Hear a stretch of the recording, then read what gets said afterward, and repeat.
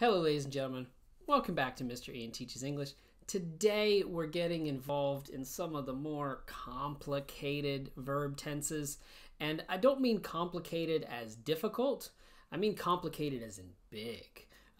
The verb tense today is the first that we've talked about as a 3-word verb tense, and that's a 3-word minimum. So they're bigger, it takes more ideas, more brain power to complete, but the definition is pretty simple, and you've probably already heard it a lot. So we'll go ahead and jump into that. Before we do though, thank you to everybody who has subscribed, and if you're enjoying the videos, please hit the subscribe button if you haven't, and share it with your friends who are also learning English.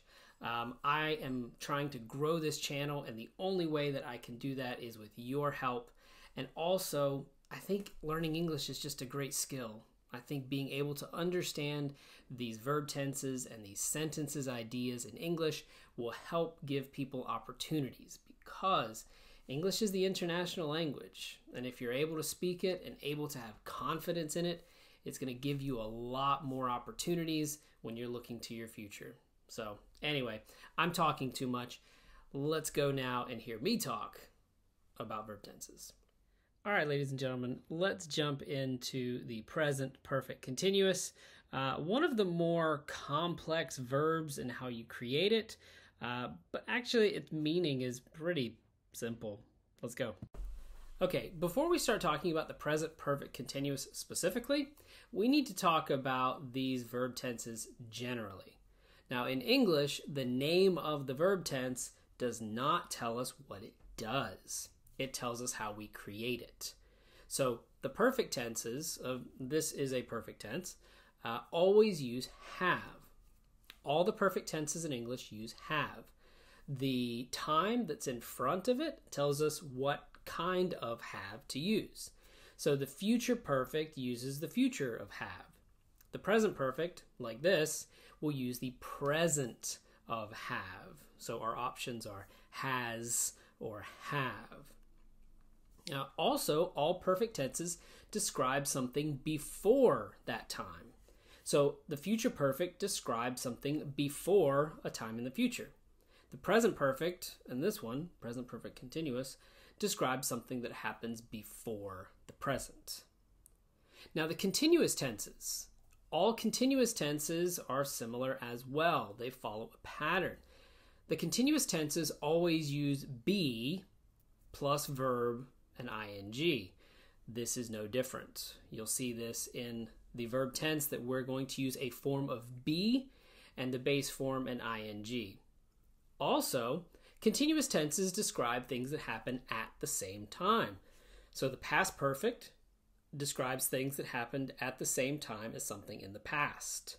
The present perfect continuous here will describe something that happens at the same time as the present. So we're going to put these ideas together, this idea of something happening before and also something that happens now at the same time as the present. Now let's look at how it's formed. I don't really have anything to say here. I recommend that you pause the video, maybe to go over it and look at it. I will say, look at the contractions. Contractions are super important.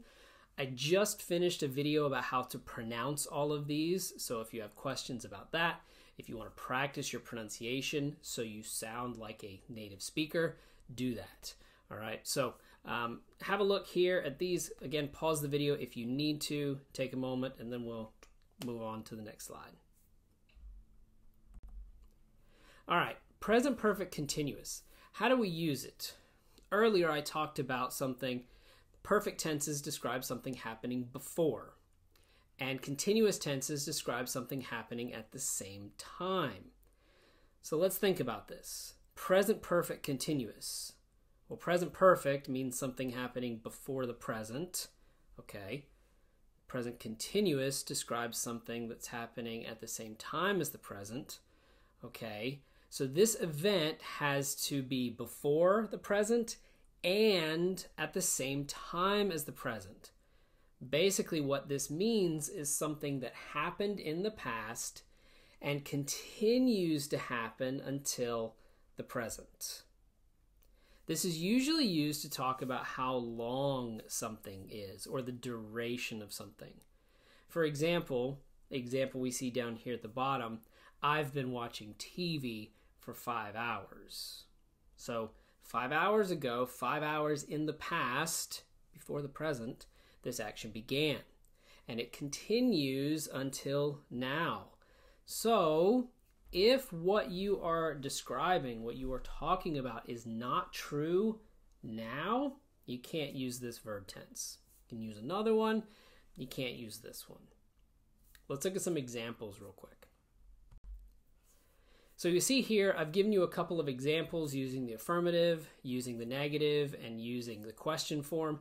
And then I gave you a couple here at the bottom to practice yourself. Let's read through the examples. I'll give you a little description, then I'll pause for a moment. You can pause the video and try to finish the rest yourself. All right. Number 1, he's been talking for 20 minutes. This means that he began talking 20 minutes ago and he is still talking now. It's true that it happened before the present and also true that it's at the same time now. Number 2, we haven't been working there for 10 years. So 10 years ago, we stopped working there because it's a negative. And we've continued to not work there for 10 years. Number 3, they've been playing that much all day. So here, the playing began in the past, and here it says all day. So at the beginning of the day, they started, and it still continues until now. Number 4, your mom's been calling me since last night. Again, a continuous action. This would be like a continuous repetition. She calls again and again and again and again. But it began last night and it's still true now. You are probably waiting for another call. Number 5, the dogs haven't been barking since you arrived. So again, it's a negative, but we're looking at they were barking, they stopped, the negative of bark, and that negative barking, the no barking, has continued until now. And the last example here, has it been making that noise this whole time? Oh no, that should be those noises. I'm sorry. But again here, looking at this one, except my mistake with the word that, or with the word noise, I guess we don't know. Here's something that started in the past and it is still happening now, maybe with your car or something else. All right, 7, 8, 9, and 10. That's for you. Pause the video for a moment if you need to. Oh, sorry, one more thing I forgot. Look at the ending of these sentences. In number 1 and 2, it's for 20 minutes, for 10 years. But number 4 and 5, since last night, since you arrived. It is very common to use these durations of time with this verb tense because that's what we're focusing on, is the duration of the event. How long did it last? But just remember that since is for specific time.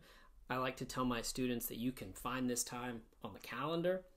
And for is for a general time. It's for minutes, hours, days. Not something that you can find on the calendar, but usually a duration of time.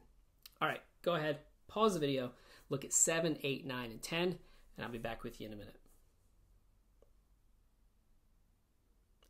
All right, number 7, let's go ahead and have a look here. The birds have been singing since spring began. Now, if you didn't use the contraction, use the contraction.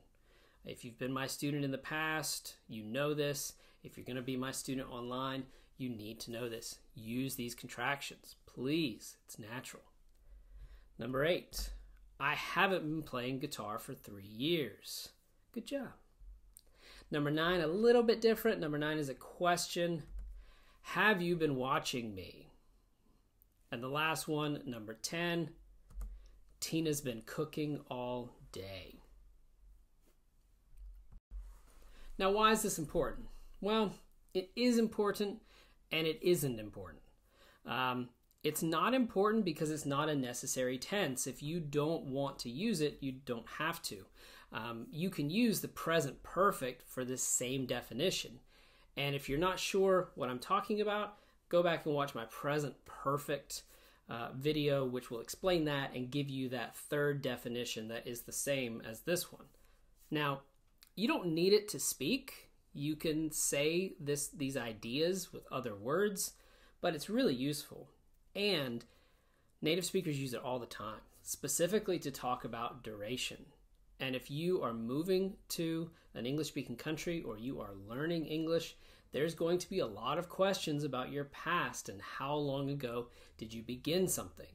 For example, a very common question when people hear you speaking English and they hear your accent, they might say, how long have you been studying English?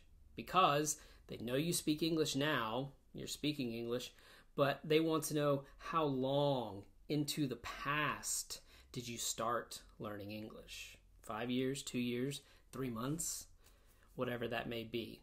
Also, when you're talking about job interviews or applications, this will be important as well because there's skills that you have now, but you didn't get those skills right now. They started in the past. So you'll use this verb tense a lot. Very useful. You will hear it a lot. Very common. While you're here, go ahead and put an example down in the comments. Let me know something that you've been doing for a while and for how long. Let me know if you have heard other people say this. Maybe it was confusing because this is a big verb. It's got 3 words minimum. So it is a more advanced tense, but it is useful, however, not necessary. So thanks so much for watching.